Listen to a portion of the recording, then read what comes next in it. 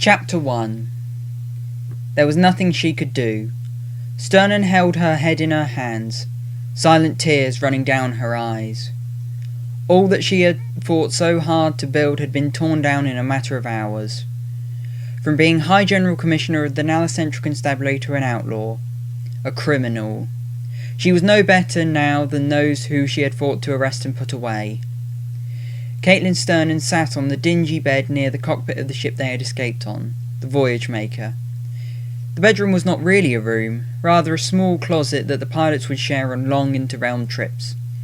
As she looked up, images of the past few days flashed before her. Colonel Heckford's betrayal, the escape from the station, and then...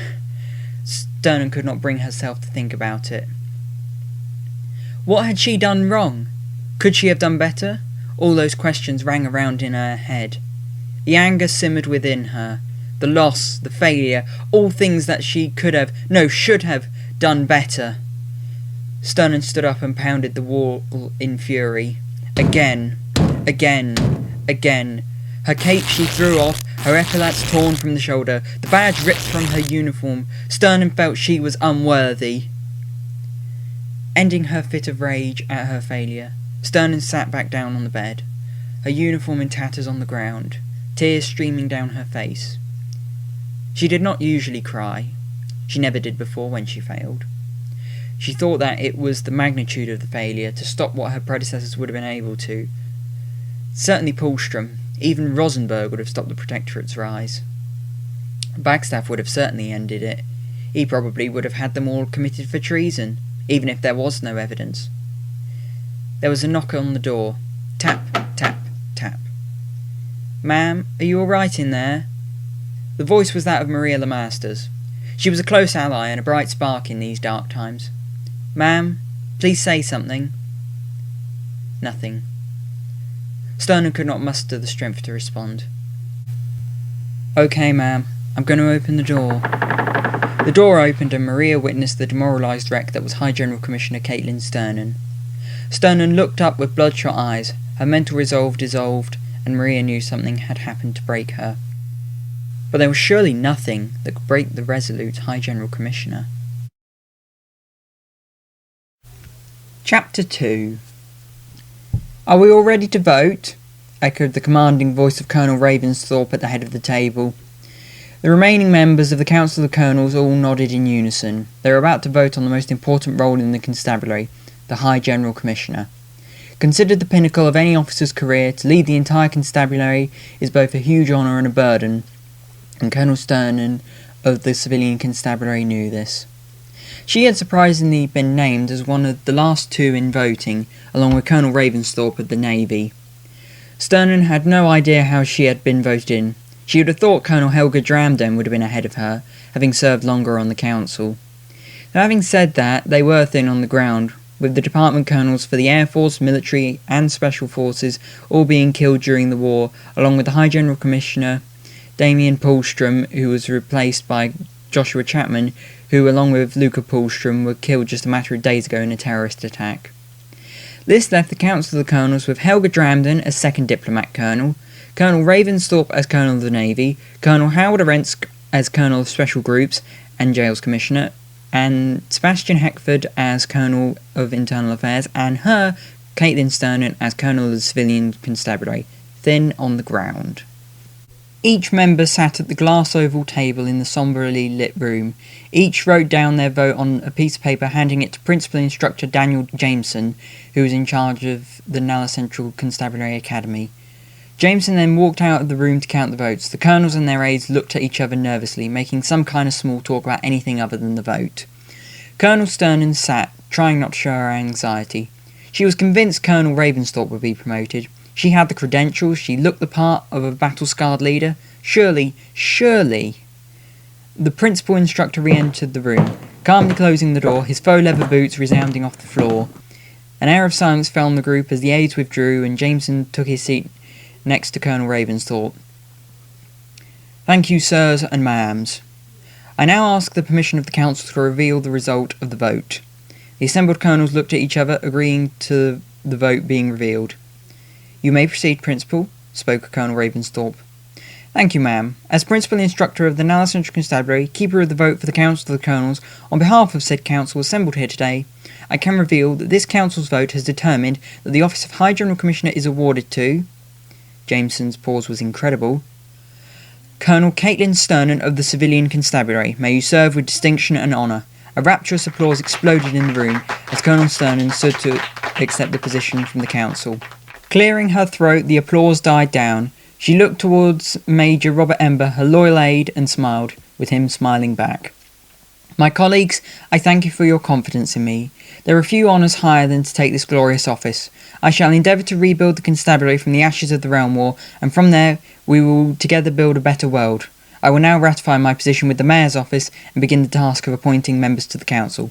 Thank you once again. An applause broke out again, this time not only from the colonels but from the gallery above them, as the news spread throughout the constabulary of her appointment, as it brought much hope for a better future. 2 hours later, Colonel Sturnon arrived at the Mayor's office, now being held by the Deputy Mayor, Paul Roble. She approached the Secretary's desk. Colonel Sturnon here to see the Deputy Mayor, announced Sturnon, slightly nervous as to the responsibility she was about to take. Go ahead, he's been expecting you. Stepping inside the large circular office outlooking the main street, Sturnon greeted the Deputy Mayor, taking a seat at his desk alongside Chief Judge Thorndyke, the wise older judge. The Deputy Mayor straightened his tie and stroked his stubble beard, smiling broadly at them both. Rising from his seat, he looked towards Colonel Sturnon. Are you ready to take the oath? Katelyn nodded confidently, and both her and the judge rose, with the judge pulling out the law book of Nala Central. Judge Thorndyke held it out in the palm of his hand, gesturing Colonel Sturnon to place her hand on it, which she duly did. The Deputy Mayor then pulled out a worn document from his drawer and read from it. Do you, Katelyn Sturnon, swear to uphold the laws of Nala Central? Asked Paul Roble. I swear, replied Katelyn. And do you swear to follow those laws yourself and be beyond reproach in all matters, acting honourably and justly? I swear. And do you swear to honour the Nala Centralian way and protect this realm from both internal and external threats until the end of your days in office and beyond? I swear. Then, by the office of the Mayor of Nala Central and the Board of the Nala Central Judiciary, I hereby swear you, Katelyn Sturnon, in as High General Commissioner of the Nala Central Constabulary. May you serve with honour and integrity, the Deputy Mayor announced. Sturnon shook his hand, then Judge Thorndyke's. I look forward to working with you closely, High General Commissioner, said Judge Thorndyke. As do I and the Mayor, agreed Deputy Mayor Paul Roble. Thank you both. I will do my best, said High General Commissioner Katelyn Sturnon. Chapter 3. The Voyage Maker had arrived at its destination, the small realm of Devonshire. No one cared or really knew about this realm, being just a small rural farmland realm with lots of small islands. On one of those islands was the Valentine Fortress, a castle built in an old style while maintaining modern features, such as plasma defence cannons and a cavernous hangar for the Voyage Maker and other ships that were used by Valentine's crew on various missions. The castle's imported stone was dark grey and was reminiscent of the metal hideout of Traston Fell that was once there, that had since been destroyed by the Valentine crew. No one would find them here.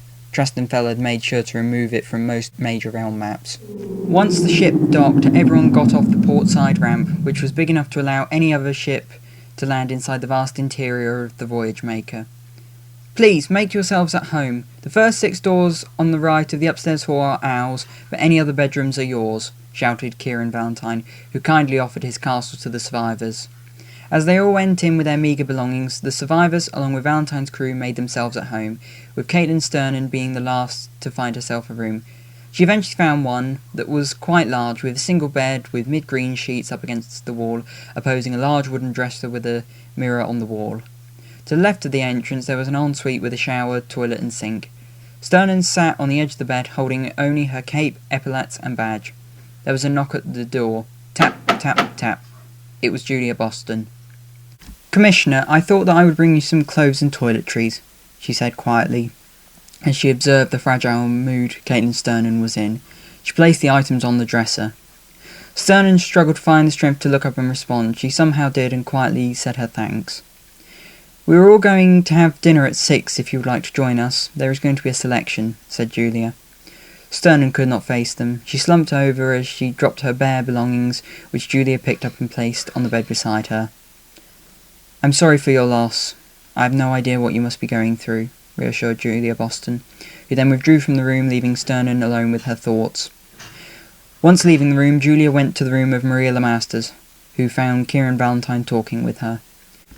"Just wanted to let you all know that Sturnon isn't looking too good," gravely spoke Julia. "Yes, I noticed on the ship," returned Maria, aware that her commander was in dire straits and needed to have kept an eye on. "Okay, make sure to let me know, Maria, if you need anything medicine-wise for her. I will admit she did not look healthy coming off the ship," agreed Kieran. In her room, Sturnon sat on the bed, her mind struggling to process the events of that day. She heard the others gathering for dinner and thought that she should join them.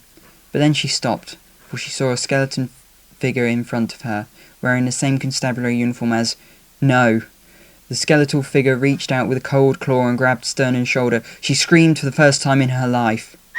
Colonel Bruce and Snake Rattler came in, but there was nothing there, other than Katelyn Sturnon huddled on the other side of the bed, on the floor, rocking back and forth as if on a rocking horse. They had no idea what was going on, or why the once fearless High General Commissioner Katelyn Sturnon had suddenly become a quivering wreck.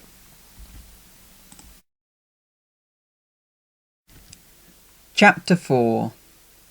High General Commissioner Layla Rosenberg once described being High General Commissioner as the only job where you can be the most powerful person in the room and still unable to get a word in. That was what High General Commissioner Katelyn Sturnon was feeling, in a meeting that was utter chaos. She had just appointed her former deputy Robert Ember to the position of Colonel of the Civilian Constabulary, along with David Bruce to the position of the Colonel of the Air Force, Abigail Masters to the position of the Colonel of the Military, and Rhys Keller to the position of Colonel of Special Forces. Meanwhile, Colonel Dramden appointed Daniel Jameson, former principal instructor, as the second diplomat colonel. With everyone still getting used to their new roles, the crosstalk was exceptional.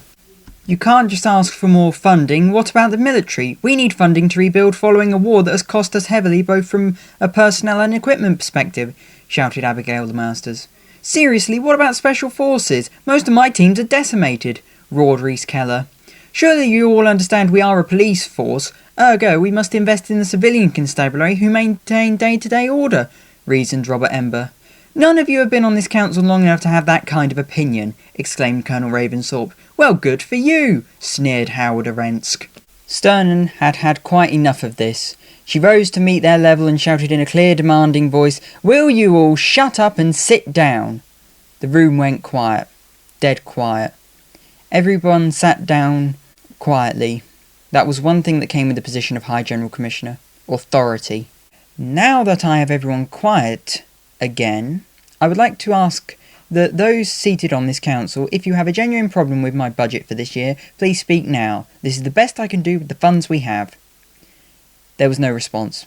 Everyone deep down knew that their budget was nowhere near enough to fix the damage that the Realm War had caused. However, they could not vote this budget down, and as it was the best anyone could do. The council looked at one another and then turned back to face the High General Commissioner. "Excellent. May we all vote on the budget?" asked Sturnon. While she wished she could have given them all much more funding than she had, it was impossible. With all the rebuilds going on across the city and the realms, it simply was not possible. The council all raised their hands in unison. "Budget passed," announced Sturnon. "Is there any other business that needs to be discussed in this meeting?"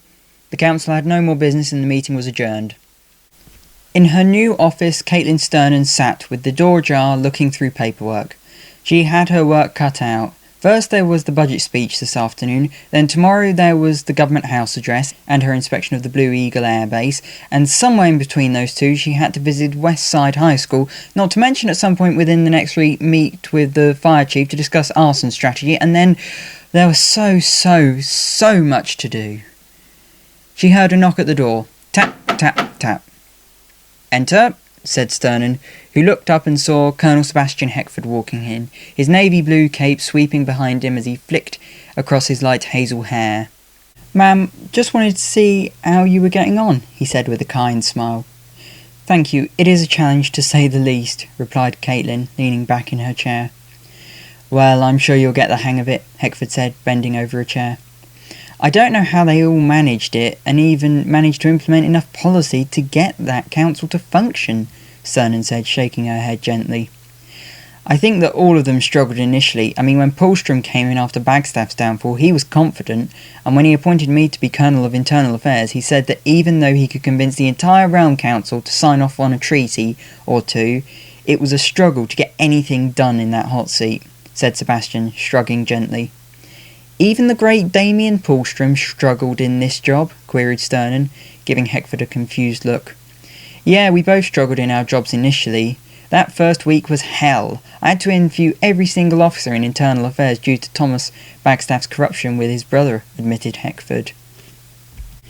Anyway, so what can I do for you, Colonel? Inquired Katelyn, who full well knew Heckford would not have walked in without a reason. Ah, got me. Knew I couldn't get anything past you. They said you were good, joked the Colonel. Yes, I was wondering if my department could be involved in the appointment of chiefs of staff and other high-ranking officers during the rebuild. I know that's cheeky, but I think we should be on the safe side in these times. Certainly. We need to make sure these appointments are quick, so if your officers have any objections, they need to raise them immediately, agreed the High General Commissioner, knowing that it would be easier to agree than not to. She wanted to make sure she made a good first impression as being tough on corruption. Thank you, ma'am. My team will get to work straight away. By the way, that uniform does look rather good on you, he said, walking out of the room. High General Commissioner Sturnon went back to her work, figuring out how to tackle some worrying statistics.